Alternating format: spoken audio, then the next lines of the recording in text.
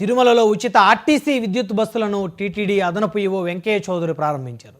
Padmavati enquiry office దగ్గర బస్సుల ట్రిప్పులను జెండా ఊపి ప్రారంభించారు.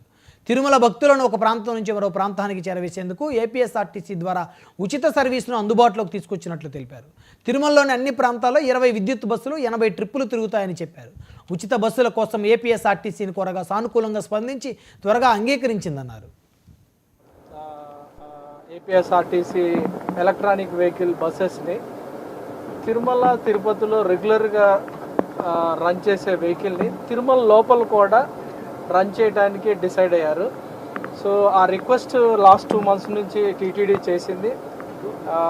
చాలా ఫాస్ట్గా ఏపీఎస్ఆర్టీసీ వాళ్ళు అప్రూవల్ చేసి ఈరోజు ప్రారంభించడం జరిగింది. దీనివలన మనకి తిరుమల లోపల ఇంటర్నల్గా దాదాపు 80 ట్రిప్పులు రెగ్యులర్గా అడిషనల్గా యాడ్ అవుతాయి. ఈరోజు చాలా ప్రాధాన్యత ఉన్న రోజు అని చెప్పొచ్చు. ఏపీఎస్ఆర్టీసీ వాళ్ళు ఒక 20 బస్సుల్ని వాళ్ళ